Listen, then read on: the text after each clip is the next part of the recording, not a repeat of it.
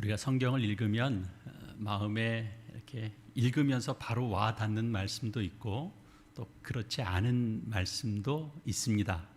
하나님의 말씀에 대해서 그렇게 말해도 되나 싶은 생각도 들지만 실제로 우리가 이해가 잘 안 돼서 이런 말씀을 굳이 기록할 필요가 있었을까 하는 그런 의구심이 생기는 그런 말씀도 있습니다. 우리가 이제 본문을 40장의 1절부터 4절까지를 정했습니다만 사실은 이제 이 그 큰 구조 속에 있는 내용을 좀 오늘 다 좀 다루려고 합니다. 예를 들어서 이런 거죠. 그 뒤에 다 이제 그런 말씀들입니다. 이 이어지는 내용들이 40장에 예를 들면 뭐 20절부터 있는 몇 절을 좀 볼까요? 내용이 이렇습니다. 그가 바깥쪽 북쪽을 향한 문간의 길이와 너비를 측정하니 길이는 50척이요 너비는 25척이며 문지기 방이 이쪽에도 셋이요 저쪽에도 셋이요 그 벽과 그 현관도 먼저 측량한 문간과 같으며 그 창과 현관의 길이와 너비와 종려나무가 다 동쪽을 향한 문간과 같으며 그 문간으로 올라가는 7층계가 있고 그 안에 현관이 있으며 안뜰에도 북쪽 문간과 동쪽 문간과 마주대한 문간들이 있는데 그가 이 문간에서 맞은쪽 문간까지 측량하니 100척이더라. 성전을 설명하는 이제 내용 중에 일부인데요. 이 말씀을 읽으면 성전이 어떻게 생겼는지가 여러분 짐작이 가십니까? 성전 문의 크기에 대해서 이게 말씀을 하고 있는 부분인데 성전 문의 크기가 대충 어느 정도 되겠구나 짐작이 가십니까? 잘 모를 수 있죠. 읽어도 잘 이해가 되지 않으면 마음에도 잘 와닿지 않고 그럴 수 있는데 그러나 이런 그 말씀이 잠깐 읽고 마는 게 아니라 굉장히 길게 기록되어 있습니다. 에스겔서 전체에 이 성전에 관한 말씀이 상당히 길게 나오는데요. 에스겔이 전체 48장으로 되어 있거든요. 근데 그 중에 성전에 관한 말씀이 기록된 것이 이제 40장부터 시작해서 46장까지 우리 7장에 걸쳐서 기록되어 있습니다. 물론 이제 성전의 어떤 구조, 제사, 기구 이런 것들에 관련된 말씀들입니다. 성전에 대한 말씀들은 우리가 읽어도 사실 잘 이해가 되지 않는 부분들이 많은데 왜 이렇게 길게 기록되어 있는 것일까요? 그건 답을 하는데 그렇게 어렵지 않습니다. 성전은 그만큼 중요하기 때문에 그렇습니다. 성전이 얼마나 중요한지는 이 에스겔 성경 말씀의 그 전체 구조를 봐도 우리가 알 수 있습니다. 대략적으로 보면 에스겔 말씀은 한 3부로 나눌 수 있는데요. 1장에서 33장까지의 내용은 이제 예언에 대한 심판 예언입니다. 그러니까 유다와 예루살렘 심판에 관한 이제 내용이 있고 그 이후에는 이제 주변 나라에 대한 심판 예언도 등장합니다. 그리고 이제 두 번째가 34장부터 이제 39장 오늘 본 바로 앞의 내용까지 구원의 약속이 담겨져 있습니다. 우리 잘 아는 것처럼 내 영을 너희 속에 두겠다 그렇게 이제 말씀하시는 예언의 말씀도 36장에 등장하고 또 곧 이어서 37장에 보면 마른 뼈들이 살아서 살아나서 큰 군대를 이루는 그런 구원의 약속, 소망 같은 것이 담겨져 있습니다.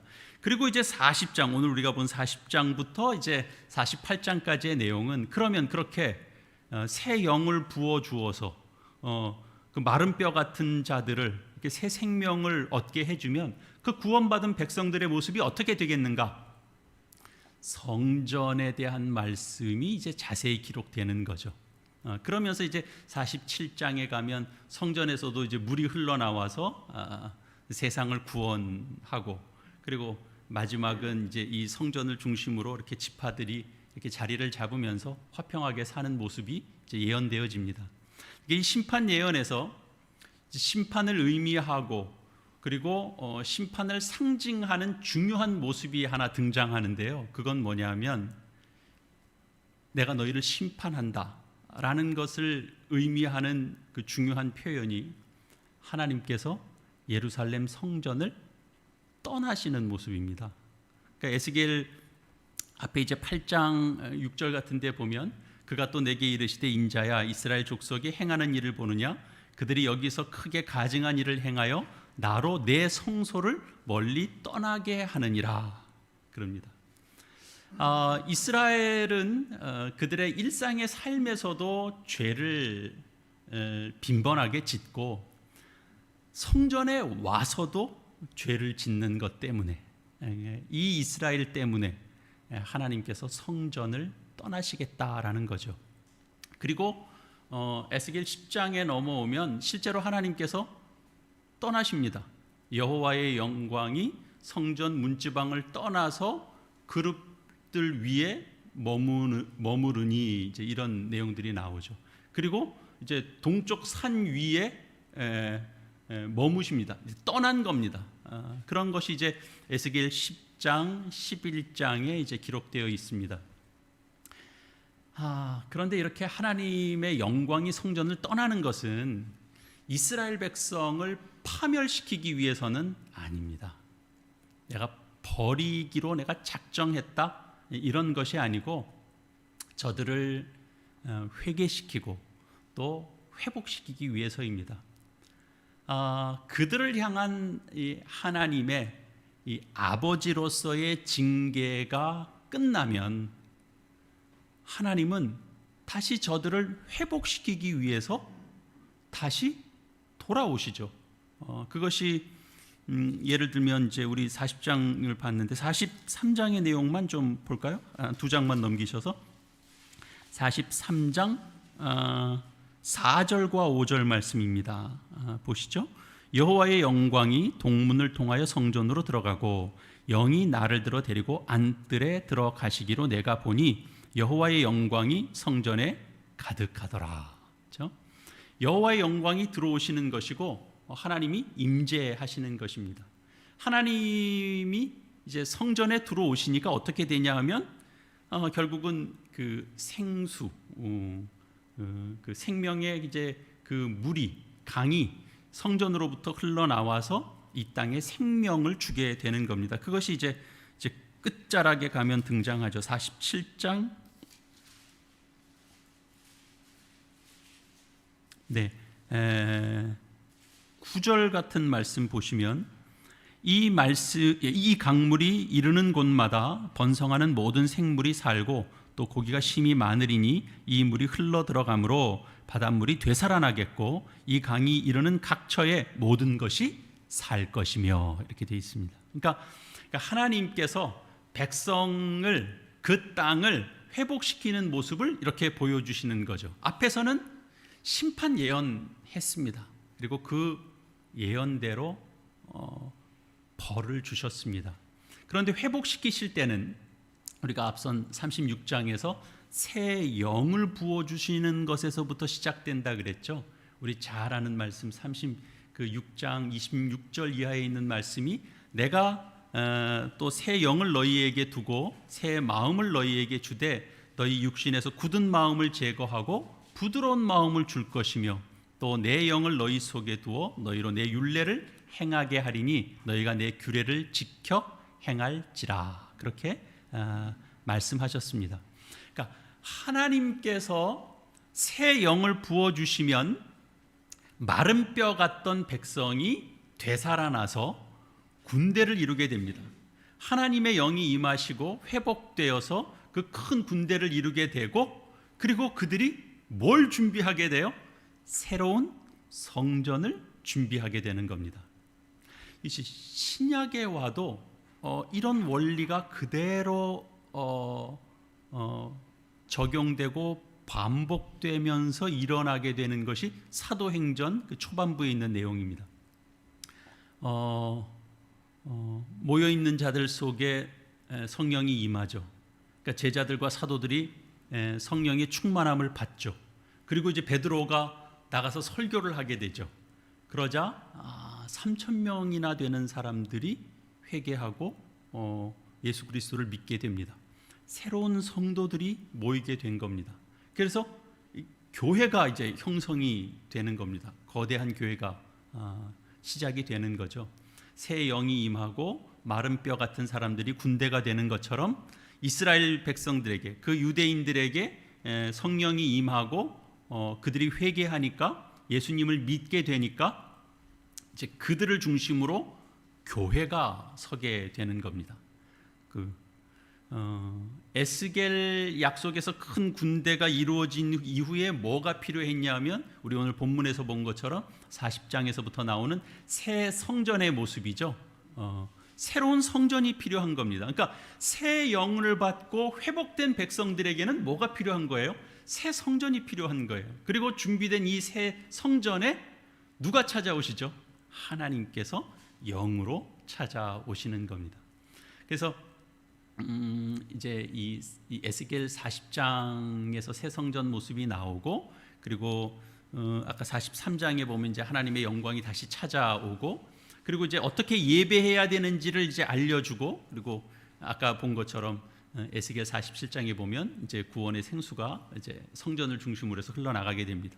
그러니까 이 모습을 우리가 잘 기억해 보십시다. 성령이 임하면 사람이 변합니다. 성령이 찾아오면 사람이 변합니다. 그리고 그 변한 사람들에게, 변한 하나님의 백성에게는 성전이 필요한 법입니다. 그 성전이 이제 제대로 되면 하나님께서 또 다시 역사하십니다. 하나님의 권능이 임해서 구원 역사가 그 성전을 중심으로 해서 일어나게 되는 거죠. 사람이 혼자서는 예수님을 못 믿습니다. 성령의 감동으로 예수님을 믿게 되면 그 믿는 사람에게 다시 이제 성령의 권능이 임하면서 교회를 통해서 세상의 구원 역사를 이루어 가게 되는 거죠. 교회에 필요한 새 성전이란 뭘까요? 이 성전은 사실은 희생 제사를 드리는 성전은 아닙니다. 소 잡고 양 잡는 그런 성전은 물론 아니죠. 그 성전은 하나님께 영과 진리로 예배 드리는 성전입니다. 이 성전은 교회죠. 고린도전서 3장 16절에 있는 것처럼 너희는 너희가 하나님의 성전인 것과 하나님의 성령이 너희 안에 계시는 것을 알지 못하느냐, 이렇게 말씀하죠. 고린도 교회가 성전인 것이고, 고린도 교회를 이루는 성도 속에 성령님께서 내주하고 계시는 겁니다. 그러니까 성령을 받고 새로운 교회가 된 성도들에겐 그러니까 진짜 교회가 필요한 겁니다. 새 영을 받은 성도는 각자 자기 마음대로 신앙생활을 하는 게 아닙니다. 새 영을 받은 성도들은 성령이 인도하시는 대로 이런 새로운 교회가 이제 필요한 거죠. 거기에 모여서 교회를 이루고 신앙생활을 하게 되는 겁니다. 이 성전을, 이게 새로운 성전, 새 교회, 이 교회에서 가장 중요하게 해야 되는 게 뭘까요? 이게 이제 성전이 이제 교회가 됐잖아요. 그럼 당연히 성전에서 중요하게 하던 일이 교회에서도 중요한 일이 될 겁니다. 성전에서는 뭐가 중요했습니까? 제사가 중요했죠. 그러면 새 성전인 교회에서도 가장 중요한 일 또한 마찬가지입니다. 제사 드리는 것이 중요한 일입니다. 그러나 옛날 형태의 제사를 드리는 것이 아니라 영과 진리로 예배 드리는 그 예배가 새 성전의 이 교회의 제사로서 하나님께 드리는 가장 중요한 일이 됩니다. 그러니까 성령을 받은 성도들은 각각 구원을 이제 받으면 가장 먼저 하게 되는 것이 하나님께서 기뻐하시는 교회를 이루는 것이 먼저고, 그리고 그 교회를 통해서 하나님을 예배하는 일이 중요한 일인 겁니다. 가장 중요하고 가장 기본적인 일입니다. 물론 여기서 드리는 예배는 단순히 종교적인 의식을 치르는 그런 예배만을 얘기하는 게 아닙니다. 영과 진리로, 그러니까 예수 그리스도의 이름으로 모여 예배하고, 결국 예수 그리스도를 통해서 하나님을 만나는 예배입니다. 하나님을 만나서 하나님을 찬양하고 하나님을 높이고 하나님께 우리의 소원을 아뢰고 하나님께서 우리에게 주시는 말씀을 듣는 그런 예배입니다. 그리고 우리가 함께 드리는 예배를 마치면 그러면 또 각자의 삶에서 일상의 예배가 또 이어져 갑니다. 세상에 나가서도 결국은 하나님 말씀에 순종하는 삶을 살게 되는 거죠. 이런 전 과정이 새롭게 이제 구원 얻은 성도가 오늘날 교회를 통해서 드리게 되는 예배인 겁니다. 그래서 예수를 믿는 성도는 교회를 이루고 교회에서 예배 드리는 것이 가장 중요한 그 역할입니다. 여기서 이제 우리가 쉽게 하는 그 표현, 그리고 우리 머릿속에 이렇게 있는 생각들 한 세 가지 정도를 좀 한번 생각해 보려고 하는데요. 예수님을 믿는 것, 교회에 나가는 것, 그리고 예배 드리는 것, 이것입니다. 이 세 가지는 어떤 관계를 갖고 있는 것일까? 기본적으로는 같은 겁니다. 예수님을 믿으면 그 사람들이 교회를 나가죠.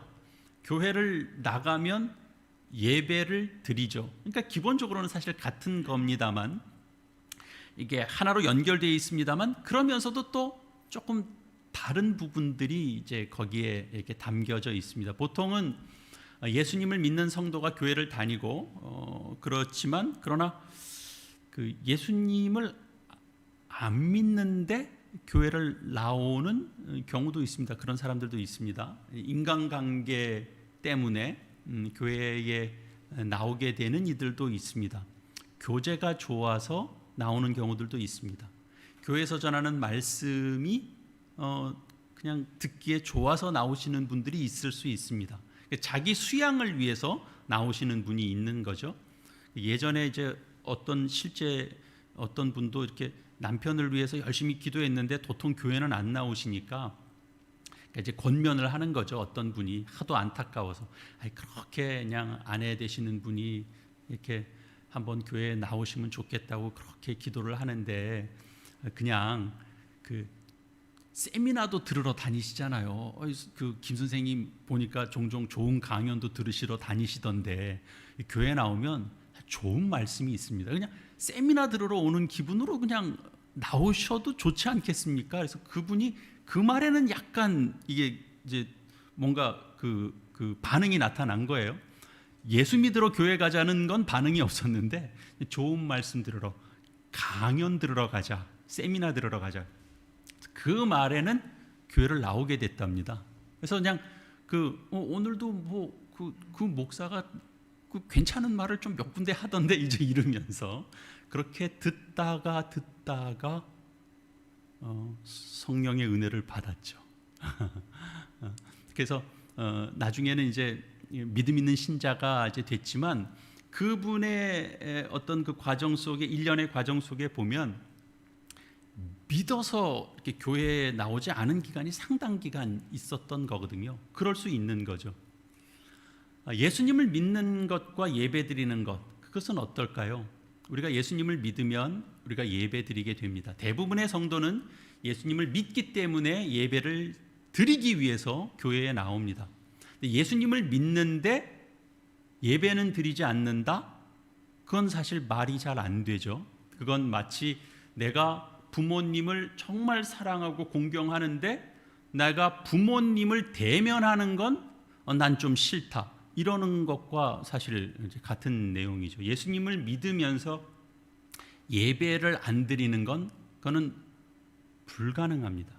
그래서 어떤 성도가 좋은 성도인지를 보려면 우선적인 것이 예배를 어떻게 참여하는가를 보면 기본적으로는 알 수 있습니다. 물론 예배에 나온다고 다 좋은 성도는 아닙니다. 그러나 좋은 성도는 예배의 자리에 나옵니다. 그러니까 예배를 진지하게 참여합니다. 그래도 어려운 문제는 있습니다. 예배를 열심히 드리는데 삶이 변하지 않는 부분들이 있죠. 왜 그럴까요? 생각해 보면 아마 둘 중에 하나일 겁니다. 하나는 교회에는 나오는데 믿음이 없는 경우입니다. 그러니까 죽은 믿음인 거죠. 죽은 믿음은 야고보서에서 말씀하는 거죠. 죽은 믿음은 행함이 없거든요. 행함이 없기 때문에 삶이 변하지 않는 거죠. 다른 하나는 믿음이 있어서 예배를 드리기는 하는데 이제 성령의 어떤 그 은혜, 권능을 받지 못해서 성령 충만함이 없으니까 악을 대항하지 못하는 겁니다. 죄를 대항하지 못해서 계속 패하고 결과적으로는 삶이 변화되지 못하는 그런 경우가 있을 겁니다. 그러나 정말 우리가 믿음으로 예배를 드리면 지금 당장은 성령의 권능을 받지 못한다 할지라도 하나님의 때에 이 성령의 능력 안에서 그 권능을 받고 삶이 변화될 수밖에 없습니다. 우리가 교회를 다니는 것과 예배를 드리는 것, 이것도 한번 생각해 보면 앞에 것과 조금 다른데요. 대부분의 성도들은 예배를 드리기 위해서 교회를 나오죠. 그래서 많은 교우들이 예배를 드리고는 그리고는 이제 다른 교회 활동은 안 하는 경우가 있습니다. 그것은 그 좋은 모습은 아니지만 사실은 기본적인 출발점은 맞는 겁니다. 이제 교회에 나오는 가장 1차적인 목적이 예배를 드리는 것에 이렇게 집중한다면 그 출발은 그것은 좋은 겁니다. 당연히 교회에 나와서 예배에 참여해야 되죠. 근데 예배에는 참여를 했는데 예배를 드리지 않은 것과 마찬가지인 경우도 있어요. 어떤 경우가 정상적인 예배에 참석하지 않은 경우, 그러니까 형식적인 어떤 면에서 외형적인 면에서는 그 참여했다라고 할 수는 있는데 그러나 그건 예배에 참여하지 않는 경우가 되는 거. 예배는 참여는 했는데 예배에 임한 게 아닌 게 되는 경우가 있나? 정상적인 예배에 참석하는 게 중요한데 그 정상적인 예배에 참여한다는 건 뭐냐 하면 자기 수준에 맞는 예배에 참여해야 되는 거죠. 우리가 이제 성인이면 성인 예배에 참여해야 되는 거죠. 부득이한 경우에 아이들이 있어서 아이들 예배에 부모가 함께 참여할 수는 있습니다. 그러나 우리가 그 의사가 약을 처방해 줄 때도 성인과 어린이는 똑같이 처방하지 않거든요. 그 다른 처방이 나갑니다. 약의 성분과 함량도 다 다릅니다. 어른이 아이들이 먹는 약을 먹어서 치료되기는 쉽지 않습니다. 어른이 아이들이 먹는 이유식을 꾸준히 먹는다고 해서 그 성장이 왕성하게 일어나는 것도 아닙니다. 예배도 원리는 비슷합니다. 우리가 기본 이 청년 이상이면 다 기본적으로는 장년 예배에 함께 참여하는 그것이 정상적인 예배에 참여하는 것입니다. 저희 교회는 한동안은 이제 청소년 아이들도 이렇게 함께 성인 예배에 참여하도록 하니까 우리가 함께 이제 교회가 이야기하고 성인들도 좀 학생들도 교회가 함께 뭔가를 지향해 가는 부분들을 우리가 함께 생각하고 일체감을 가지고 교회를 섬길 수 있습니다. 그러니까 저희는 그런 구분이 많지는 않습니다만 일반 청년들도 너무 청년 예배에만 국한돼서 있기보다는 청년은 물어보면 당신은 어린 학생입니까? 그건 성인입니까? 물어보면 당연히 성인이라고 그럴 거 아니에요. 그러면 장년들이 함께 모이는 예배에 함께 참여하는 것이 맞습니다. 우리 교회에 아직 미혼인 청년들도 있고 자라나는 청소년들도 있습니다만 그러니까 기회가 되는 대로 우리가 함께 성인들이 함께 우리가 드리는 이 예배 속에 시간을 내어 함께 참여하는 것이 바람직합니다. 그것이 복된 일입니다. 누구를 비난하거나 비판하려고 하는 것이 아니고 어떤 형태를 얘기하면 그러면 그 어떤 부담을 가질 수도 있게 되는데 그 신앙생활하면서 막 부담을 조장하는 그건 바람직한 일은 아니라고 생각됩니다. 이제 알 건 알아야 되는 거죠. 그래서 적극적으로 참여하는 게 좋습니다. 그냥 보통 새벽 예배다 그러면 그건 그래도 어느 정도 신앙생활 하신 분, 믿음 좋으신 분 그런 분들만 참여하는 게 아니고요. 이렇게 교회에 예배를 만들고 모임을 만들면 시간이 되는 대로 또 시간을 만들어서 자꾸 참여하는 것이 좋습니다. 그 예배 활동, 그러니까 예배보다는 어떤 활동에 치우치는 경우들도 종종 있죠. 그러니까 교회에 나오는 걸 사실은 중요한 건 하나님을 섬기기 위한 건데, 하나님 중심이라는 말이 사실 그런 거죠. 하나님을 영화롭게 하기 위하여 우리가 교회에 나옵니다. 하나님 중심이라는 말은 바꿔서 말하면 그 나 중심이 아니다라는 말이잖아요. 그러니까 나 즐겁자고 하는 게 아닌 겁니다.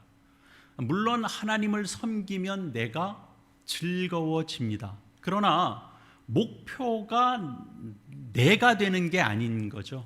목표는 하나님께 있는데, 목표를 하나님께 두고 신앙생활을 하는데 내가 즐거워지더라, 이거는 가능해요. 목표는 하나님께 둬야 되는 겁니다. 목표가 내 즐거움에 있어서는 안 되는 거죠. 그러면 나를 중심으로 하게 되면 내가 참여하고 싶고 내가 활동하고 싶은 것만 하게 되거든요. 그래서 사람들이 경우에 따라서는 그냥 어떤 봉사 위주, 교제 위주로만 교회에 나올 수도 있게 되는 거죠. 그래서 뭐 교회에 이제 규모가 있어지면 동호회 같은 것들도 만들기도 하지만 그런 걸 신앙생활이라고 착각하게 되는 경우들이 있거든요. 그런데 열심히 나오는 걸 신앙생활이라고 생각을 하면 다른 거에 대해서는 뭐 굳이 열심을 안 내도 되는 거죠. 이미 본인은 신앙생활 열심히 하고 있는 거니까. 이렇게 생각하면 이제 심각한 문제가 되는 거죠. 왜냐하면 진짜 하나님과 교제를 나눠야 되는 시간은 그 사람 속에서 중요하게 자리 잡지 않게 되기 때문에 그렇습니다. 그걸 신앙생활 잘하고 있다라고 생각하면 안 되죠. 나는 잘하고 있는데라고 생각하면 절대로 변하지 않거든요. 발전도 없고. 하나님은 어떤 사람을 찾으실까요? 요한복음 4장에 있는 내용 그대로죠. 하나님은 예배하는 자를 찾으십니다. 예수님께서 가르치신 말씀입니다. 하나님께 참되게 예배하는 자들은 영과 진리로 예배하는 때가 오나니 곧 이때라. 아버지께서는 자기에게 이렇게 예배하는 자들을 찾으시느니라. 예수님께서 말씀하신 겁니다. 우리가 예배드리는데 관심이 없이 저 다른 것, 사람 때문에, 무엇 다른 것 때문에 그렇게 교회를 이루고 그렇게 나오고 그렇게 예배한다면 하나님이 얼마나 섭섭해 하시겠습니까? 많은 교회가 예배를 좀 회복해야 된다, 이런 이제 이야기들을 많이 하게 됩니다. 좋은 내용입니다. 반드시 필요합니다. 예배는 당연히 회복되어야 됩니다. 한 번 회복되고 끝나는 것도 아닙니다. 주기적으로 늘 회복되고 늘 갱신해야 됩니다. 그런데 예배의 회복이라는 것이 이제 어떤 감동을 만들어주기 위한 그런 것이 되면 그건 목적에서 달라지는 거죠. 중요한 건 하나님으로부터 오는 참된 은혜가 있는가 하는 것일 겁니다.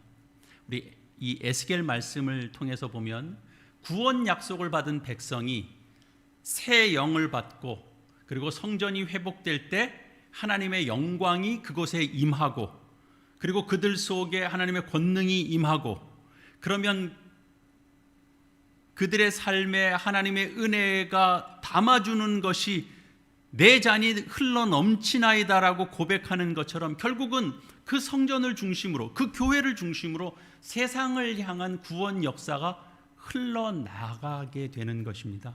우리가 성령을 받고 그리고 새 사람이 되고 그리고 새 사람이 된 자들이 함께 교회를 이루게 되면 그것이 새로운 교회의 모습으로 나아가게 되지 않겠습니까? 믿음을 가진 자들이 교회를 이루는데 어떻게 예배가 회복되지 않을 수 있겠습니까? 성령이 임하면 성령님은 어디 계시는 겁니까? 내 속에 있잖아요. 아이들 찬양하는 것처럼. 예수님 내 마음에 계시죠. 그런 것처럼 우리 속에 들어와 계시죠. 그러니까 하나님께서 늘 우리와 함께 하고 계시는 겁니다. 이렇게 하나님과 교제하면서 하나님과 함께하고 하나님과 함께 나누는 시간이 결국은 예배입니다. 우리는 예배를 통하여 결국은 하나님과 더 친밀해지는 겁니다. 우리 스스로 하나님과 가까워지는 방법보단 하나님은 교회를 이루고 교회의 공적 예배를 통하여 하나님은 만나기를 원하시고 그렇게 성장하도록 하나님께서 그렇게 다스리십니다. 그래서 우리가 새롭게 회복된 자들은 당연히 바른 예배를 드려가는 그 걸음으로 나갈 수밖에 없습니다. 여러분, 예배를 통해서 하나님을 만나고 하나님과 가까워지는 것이 구원받은 사람의 가장 중요한 모습 아니겠습니까? 예수님을 믿는 사람들의 모습을 보면, 예수님을 믿으면 우리는 무엇을 받습니까? 우리가 예수님 믿으면서 받는 게 제일 중요한 게 뭡니까? 건강을 약속받습니까? 물질의 축복을 약속받습니까? 물론 그런 것도 받을 수 있습니다. 그러나 그게 기본이거나 그게 목적은 아닙니다. 예수님을 믿으면 가장 중요하게 받게 되는 것은 하나님 자녀가 되는 권세입니다. 그걸 우리는 그게 가장 중요한 겁니다. 예수님을 믿어서 가장 좋은 게 뭐냐? 난 물질 축복받았다. 난 건강 축복받았다. 그렇게 간증할 수 있습니다만, 그러나 보다 모든 사람들에게 가장 중요하게, 가장 동일하게 허락하는 것은 바로 하나님의 자녀가 되는 권세입니다. 하나님의 자녀가 되었다는 게 뭡니까? 하나님과 끊을 수 없는 관계가 됐다라는 걸 의미하잖아요. 한 가족이 됐다라는 겁니다. 하나님과 하나가 됐다라는 겁니다. 하나님과 더없이 친밀한 자들이 되었다라는 겁니다. 그래서 교회에는, 특별히 우리 교회는 봉사도 필요합니다. 교우들 간의 교제도 너무 필요한 그런 교회입니다. 그러나 그것이 아무리 필요하다 하더라도 우리 교회는 정말 봉사가 정말 필요하다, 우리 교회는 정말 교인들 간의 친교가 정말 필요하다 하더라도 각자가 하나님의 자녀로서 하나님과 친밀한 교제를 나누는 것보다 더 중요할 수는 없습니다. 우리가 하나님과 친밀해야 되는 겁니다. 성도 간의 친밀한 것보다 우선해야 되는 겁니다. 그래서 우리가 하나님과 친밀한 속에서 성령께서 개입해 주시는 그 은혜를 늘 받고, 그래야 하나님과 함께 살아가는 삶이 되는 겁니다. 그걸 하나님은 주님의 몸된 교회라고 우리에게 알려주시는 겁니다. 주님의 몸된 교회로서 교회를 이루어가는 것, 하나 되는 것, 나와 하나님은 뗄래야 뗄 수가 없는 관계가 되는 것, 그 일을 위하여 교회를 허락하는 겁니다. 교회에 나와서 우리가 관계 맺고 신앙생활하고 예배하고 맺어가는 모든 것들은 그렇게 하나님과 친밀한 자들이 되도록 하기 위한 하나님의 이 방법이고 구조고 제도고 그런 겁니다. 그래서 우리는 이 교회, 우리 예배를 통해서 그때그때 하나님께서 주시는 은혜, 권능, 능력을 받아서 결국은 그 능력으로, 그 위로로 세상에 나가서 악과 대항하고 선으로 악을 이기고, 결국은 선으로 악을 이기는 걸로 결국은 세상을 구원하는 겁니다.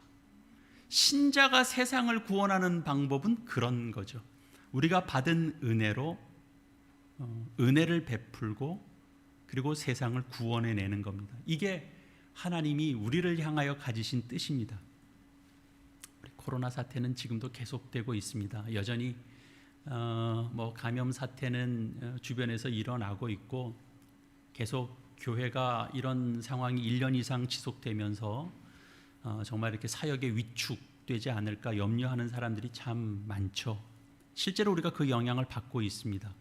그러나 우리가 성령의 충만함을 받으면 우리가 교회로 자주 모이든 아니면 자주 모이기 어려운 상황과 형편이 되든 우리가 하나님과 교제를 나누면서 이 참된 교회, 새롭게 부어지는 교회, 그 교회를 이루며 살 수 있습니다. 우리가 현장에 나와서 예배를 드리던, 온라인을 통해서 우리가 예배를 드리던, 우리가 영과 진리로 예배하면서 하나님 중심으로 우리가 예배하며 하나님과 친밀해지고 또 하나님을 영화롭게 하는 예배를 우리가 드릴 수 있습니다.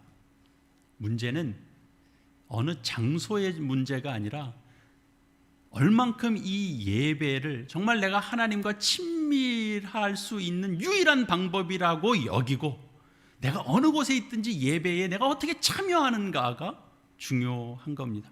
우리 이 자리에 안 계시는 분들 가운데는 어떤 분들은 찔려도 할 수 없습니다. 겁먹고 못 나오시는 분들도 있지만 사정과 형편이 있는 분들이 있습니다. 현장에 못 나오시는 분들이 있습니다. 온라인을 미리 켜고 준비하고 경건하게 자세를 갖추고 그렇게 예배를 드리는 분들이 있습니다. 그러면서 현장에 나가서 예배 드리는 날을 고대하면서 예배하는 자들이 있습니다. 하나님이 그 예배를 받으십니다. 여러분 잊지 마십시오. 교회에 나와서 많은 생활하고 오래 생활하고 그런 게 중요한 것이 아니고, 물론 예배 현장을 잘 지켜야 되죠. 교회 중심으로 생활도 해야 되고 교회를 통한 일도 해야 됩니다만 그게 진짜 중요한 것이 아니고, 진짜 중요한 건 얼마나 예배에 임하는 자세가 간절한 마음으로 예배에 임하는가. 내가 오늘 이 예배를 놓치면 내가 그 다음 한 주는 내가 어떻게 살아야 되는가. 내가 영과 진리로 준비하고 예배를 드리는 이 교제를 통해서 하나님과 하나 되는 것을 내가 지켜가야 되겠다라고 생각하고 신앙생활하는 것이 제일 중요한 것입니다. 이것이 은혜의 길이고 이것이 하나님의 권능이 임하는 길이고 이 길이 하나님의 구원 역사가 일어나는 길입니다. 이 외의 길을 통해서 하나님께서 은혜를 베푸시고 하나님께서 구원 역사를 일으키시고 그러지 않습니다. 하나님은 지금과 같은 어려운 시기에 우리 모두를 참된 예배로 하나님과 친밀한 교제가 이루어지는 교회 되도록 지금도 계속 간섭하고 있습니다. 그 간섭을 우리 스스로 몸소 느끼셔야 됩니다. 그리고 함께 기도해야 됩니다. 우리가 늘 그렇게 하나님과 함께하는 성도가 되기를 우리가 간절히 기도하면서 나가야 됩니다. 그렇게 될 때 하나님의 영광이 임하고 그 위에 또 권능이 임하고 그럴 때 흘러넘쳐 결국은 우리 교회를 통하여도 세상을 구원하는 그런 생수의 강물이 흘러넘칠 수 있는 겁니다. 그러면서 전도하면서 나가야 전도가 되는 거죠. 우리 요즘 교인 수가 주는 것 같은데 나가서 전도합시다. 그러면 전도 안 됩니다. 전도 다 징입니다. 누군가를 이 자리에 같이 데리고 오고 싶고 함께 예배 드리면서 내가 살아나는 것 같은 걸 같이 누리고 싶은 그 마음이 있어야 누구를 함께 이 자리에 나오자고 할 수 있는 거죠. 그리고 누군가를 한 사람 인도하면요, 그게 그 부모의 마음이 되는 거 여러분 아세요? 우리 이제 그것도 이제 경험을 해볼 겁니다만 정말 그렇습니다. 그래야 부모의 마음이 됩니다. 위에서 기도하고 살피고 그런 마음들이 훈련받게 되는 겁니다. 우리 모두 하나님께서 우리 모두에게 이 성령의 충만함을 부어주셔서 우리로 하여금 교회를 이루게 하셨습니다. 감사한 일입니다. 우리가 바른 예배를 드려가는 일을 우리가 더 갱신하는 마음으로 우리 함께 기도하면서 나아갑시다. 우리가 참된 교회를 이루어가고 구원의 생수가 흘러가는 교회를 위하여 우리 더 힘써 기도하며 나갑시다. 그 일을 위하여 우리 함께 연합하고 함께 충만한 은혜들을 서로 나누고 그것을 통하여 하나님을 영화롭게 하고 하나님을 기쁘시게 하는 그런 복된 교회를 위하여 우리 함께 섬기며 자리를 지키고 기도하며 살피고 그렇게 나가시는 저와 여러분 다 되시기를 이 말씀으로 축원합니다. 우리 함께 주신 말씀을 마음에 담고 어떻게 하면 이 말씀과 함께 조화로운 삶을 살 수 있는지 주님 앞에 다짐하는 화음의 기도를 올려드리겠습니다. 주님 감사합니다. 성령이 임하셔서 새 성전을 하나님께서 허락하신다. 아버지 하나님, 새롭게 회복되는 자들에게는 교회가 필요하다는 걸 기억하며 아버지 하나님, 교회를 일으게 하시고 역사하게 하셨사오니 주님 그것을 보고 믿고 따라갈 수 있도록 주여 도와주시옵소서. 불쌍히 여겨주시고 세상의 욕심에 넘어지고 쓰러지는 일들이 많은데 그리고 우리에게 교회를 허락해 주셨사오. 아버지 하나님, 이 교회를 통하여 우리가 마음껏 주를 찬양하며 나아갈 수 있도록 주님 도와주시고 인도해 주시옵소서. 혼자 걸을 수 없는 길, 그 연을 열어줘도 나갈 수 없는 불쌍한 죄인들이 오니 아버지 하나님 도와주시고 인도하여 주시옵소서. 이 교회를 하나님 불쌍히 여겨주셔서 하나님 참되게 하나님 역사하여 도와주시옵소서. 쓰러지지 않는, 낙심되지 않는 진정한 예배를 드릴 수 있도록 아버지 하나님 도와주시옵소서. 주님 도와주시옵소서.